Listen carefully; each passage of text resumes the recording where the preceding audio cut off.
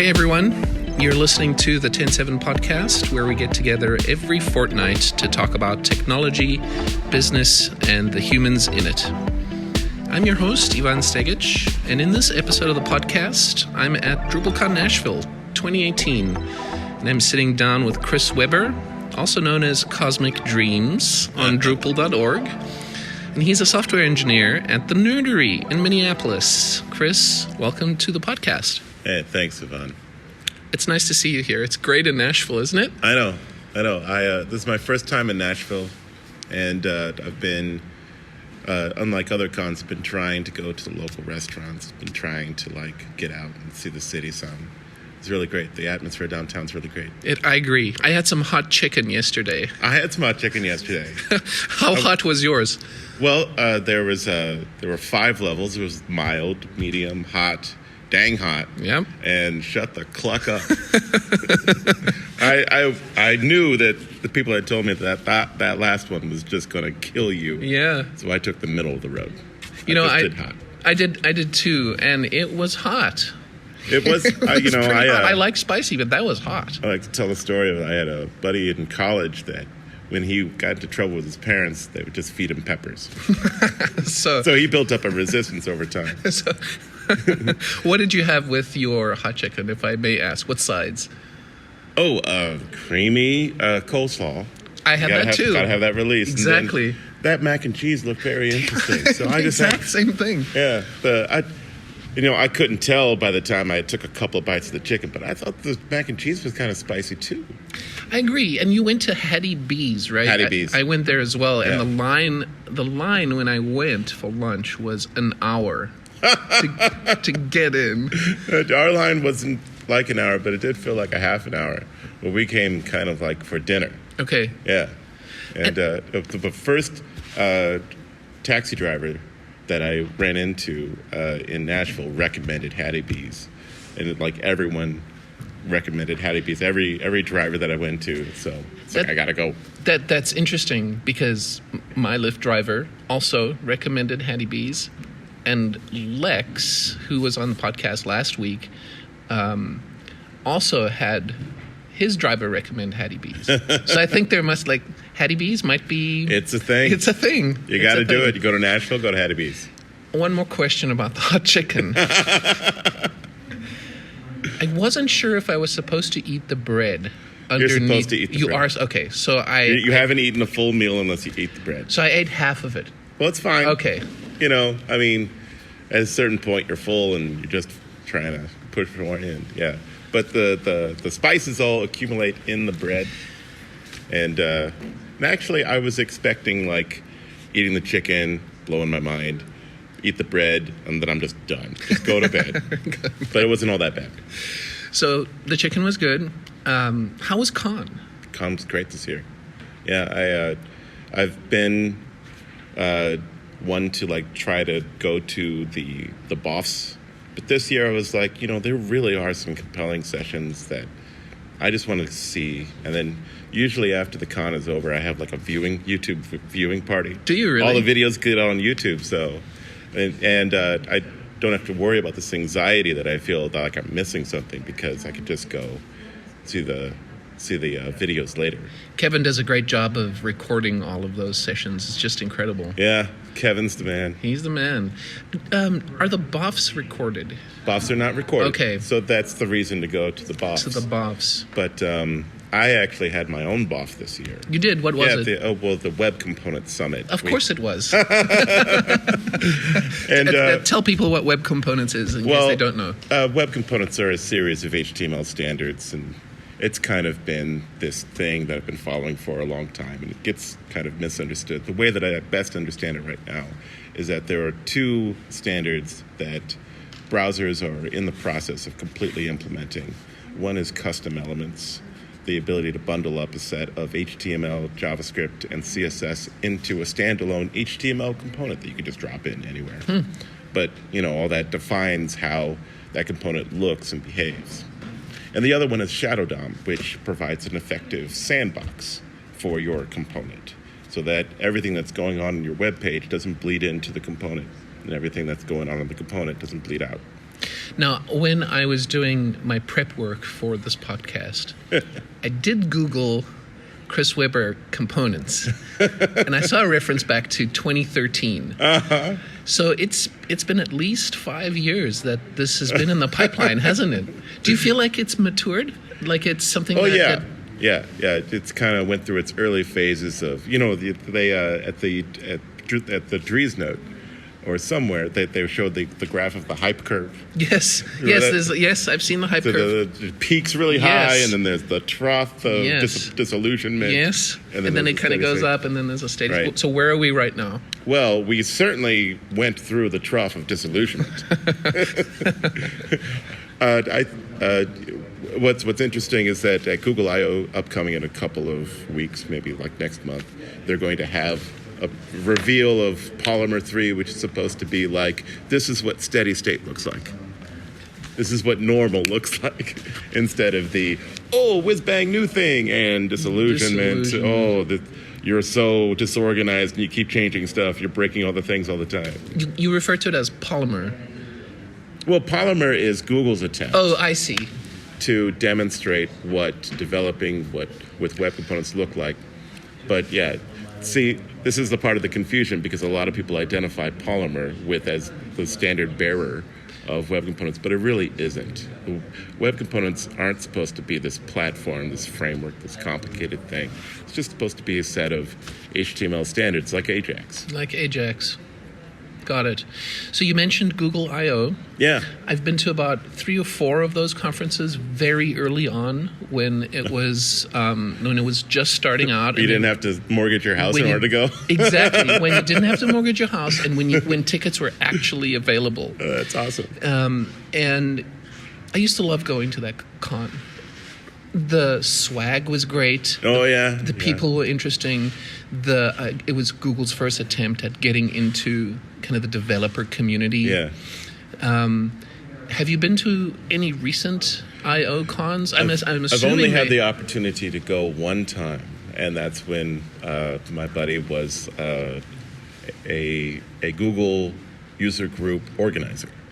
The local one? The Twin Cities Google developer program or user group organizer. And so he gets to go every year. Who is that? Is that Lloyd? Patrick Fuentes. Patrick Fuentes. Yeah, okay. He's an awesome guy.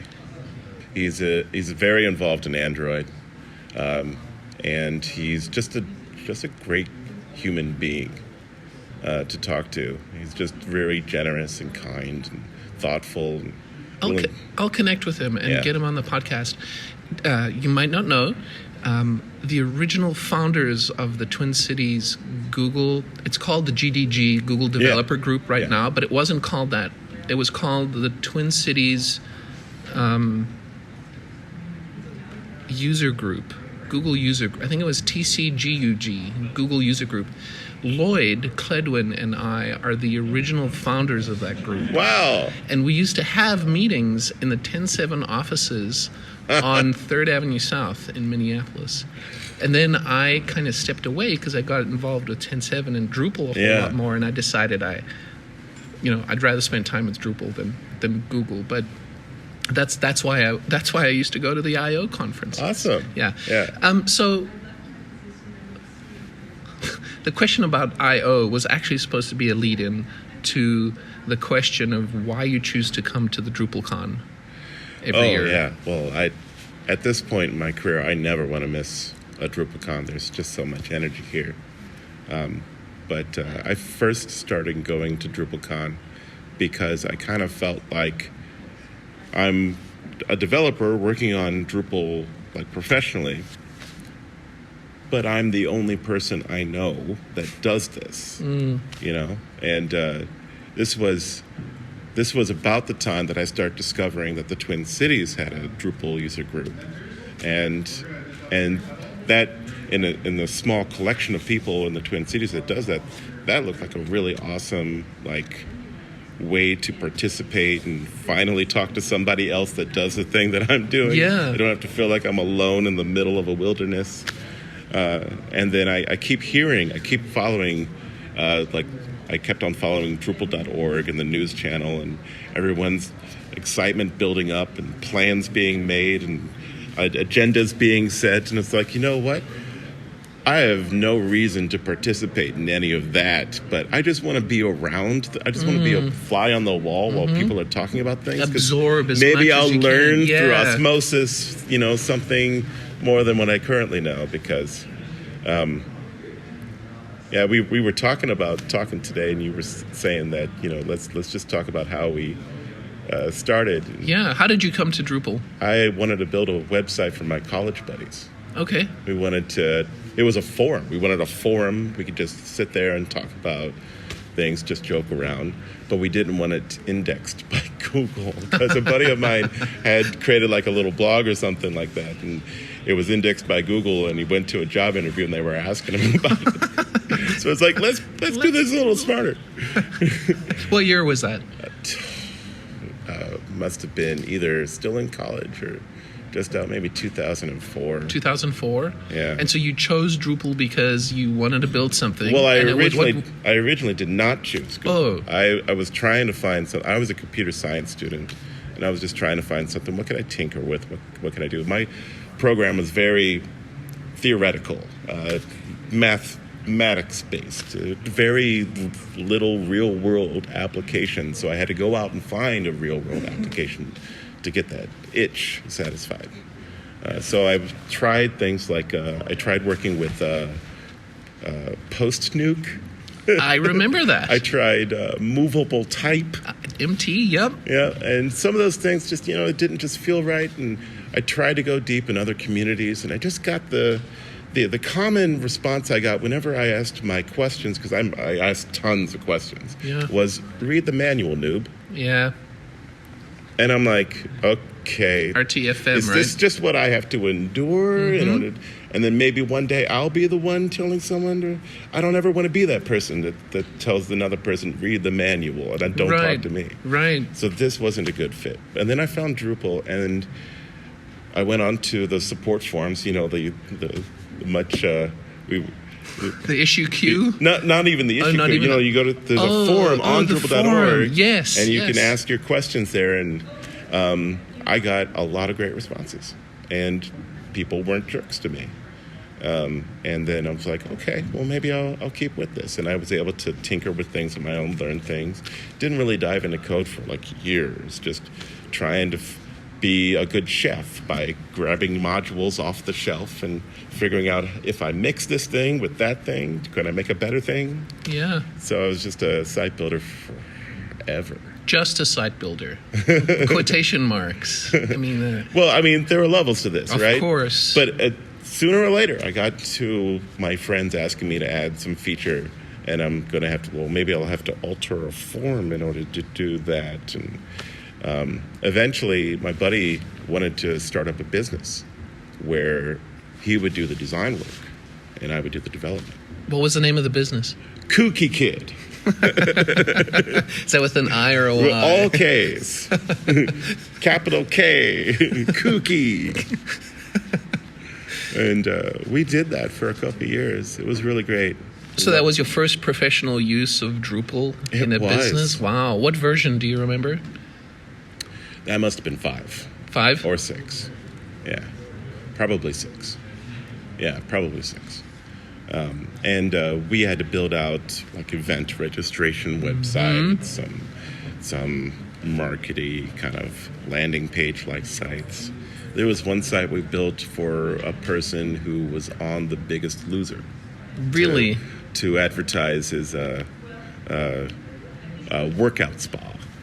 Because he wanted to take the ideals of Biggest Loser and spread it to his local community. As much as he could. Yeah, that was the first time we were like, okay, he's going to be on the episode. He's going to talk about, it's going to reveal the URL for the site. There's going to be a huge spike. What do we need to do in order to prepare? So that was, I love those engineering challenges. Those problem-solving things. Yeah. It turns out, though, that I'm not a very good business owner, so I eventually decided to go work somewhere because I kind of felt like I needed to learn at that point, like the full engineering process.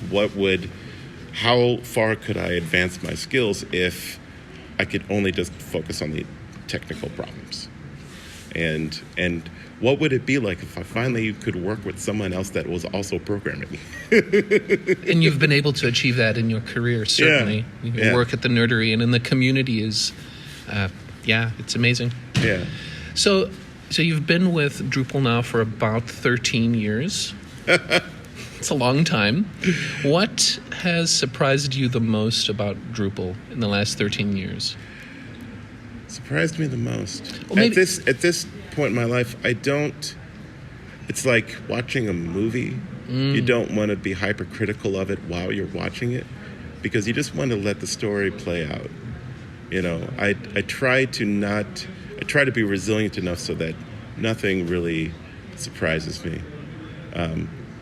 But when Drupal 8 was being developed, let's roll back a little bit. When Drupal 7 was finishing up, circa 2011. Yeah. The key moment in my development life was when Dries put out a blog post, and he basically said, "We need help. If you're out there in the community and you're just hovering, or if you're like window watching, you're just looking at and waiting for this development to finish up, and you maybe would want to jump in and help out, please do. Come in, help us out, help us get Drupal 7 out the door." And then I was like, yes, I will shift things around. I will get over my anxieties. I will jump into the issue queue, see where I could help out. And I remember that all I could really do was test. So there was very important part. There was this issue where it's like, hey, we need help testing all the JavaScript interactions that we built into Drupal 7. So I was like, okay, I've got like 5-6 browsers. I'm going to go through each page, and I'm going to test each page. And then WebChick jumped on the issue queue, and she said, "This is freaking amazing. Thanks." And I was like, starstruck. So here's one of my heroes telling me that she's thankful of the effort I was putting in. At that point, I think I was kind of hooked. Like, I wanted to revisit that experience and maybe pay that forward to someone else eventually down the line. Like, if I can encourage other people to do awesome things, I just wanted to repeat that as many times as possible. And you're doing that. You're at the core mentoring sprint. We're sitting in the room where core mentoring is happening right now before everybody starts arriving. So. I think I've been doing the mentoring thing for like 4 years now. And that's kind of like my mission in life. My mission in life is to do whatever I can to empower other people to succeed. That's actually one of the Nerdery's core values, to win by empowering others. And I know that I am not a genius. I have just been a person throughout my entire life that is willing to put in ample amounts of hard work. But there are those geniuses out there. And if I could just put that seed of knowledge into somebody, that they could take whatever I've been able to do and take it like light years further. So what's different in development today compared to when you first started, compared to D5, compared to where we're at? I don't know how it is for other people, but for me, the main difference is how competent open source is. Like, when I first started, the company I was working at was like, hey, this Cold Fusion thing's really awesome. You should just really learn Cold Fusion. Because we'll be doing Cold Fusion for like forever. Yeah. I did. We made some stuff with it. It was okay. But it was also proprietary. Yep. And every year that they had a major version, everything was done in secret until it wasn't. And then you were like, oh, that breaks all my stuff. Or, oh, you didn't actually solve any of the things I care about. So, I mean, especially because I've been using Drupal for so long, when I have an issue with anything, I could jump in and create a patch. And then chances are, if the patch has merit, it gets included into core, and I don't have to support a fork of, or this weird little thing I'm building on top. It's a part of the thing, and it's maintained by a huge test suite. I can have a large amount of confidence about the tools that I'm using. Now, you're passionate about testing and automated testing. Yes, I am. That's certainly something that I think we need more of in the world, especially in maybe an agency life. Yeah, well, you go through that problem in a project where on deployment day, you're just sitting there, right that button, and you're like, I think I know what's going to happen. Yeah. I'm pretty sure, but do I have evidence? Way back early in my career, deploying was the most stressful thing possible because I didn't have a lot of confidence. I knew I fixed the things that I was working on, but, I've tested all the things I can. Maybe early in my careers, I didn't actually test all the things I could. But when I press that button, it's live, and weird stuff might happen. Yeah. And if weird stuff happens, that looks poorly on me and my abilities. And when you're starting off as a developer, you're like, can I do this? Yeah. You're paying me to do this. I'm teaching myself how to do this, but I know that I don't know everything. Yeah. And I still don't know everything, but you're like, if I have like 1 or 2 jobs and people tell me I can't do this, maybe I'll believe them.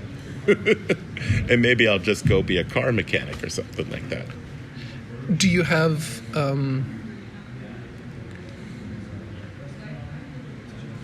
methodology that you use for testing? Do you have tools? How do you automate the process of testing your code? Actually, one of your friends, Les, really opened my eyes to a practical approach, which is to identify the 5 or so things about an application that are like, if these things mess up, then the soul of this project dies, and make sure that those are tested. However you can. Drupal 8 has PHP Unit, which can cover functional testing. BHAT is a tool set that is also somewhat supported. You just need to add in the extra libraries for BHAT. You can write tests that cover those user experiences, those interactions.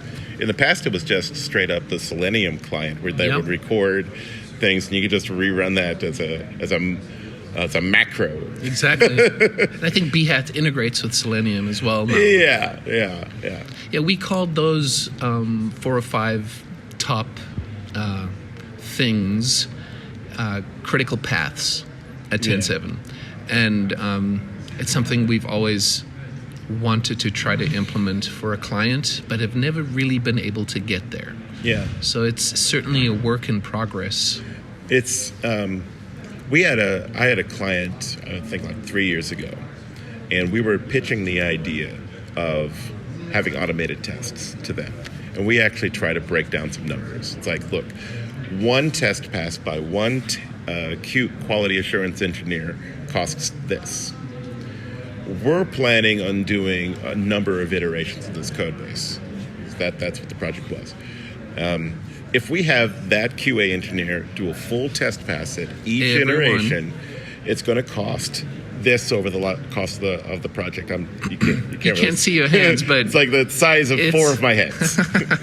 So the size of like two or 3 of my heads would be the cost of like if we wrote automated testing, so that QA engineer doesn't physically have to retest all the things that the automated tests are covering, and we can rate automated tests for the expensive things that would take long in order to test. Except for the fact that all the cost of writing those tests is bundled in the first sprint, the first iteration. Mm-hmm. So you pay up front for the quality tests to get savings later. They were receptive to that idea because they were like, if you're thinking long term, that makes it makes a lot sense. of sense. You invest in the beginning of the project to get the bang for your buck throughout the life of the project. If you're an agency and a client comes to you, they could be very hinged on short-term thinking. They it's just a sprint to get a site out there, and then you're going to hand it over to us, and then we're going to go. So maybe in that sense, arguing for testing won't win. Yeah.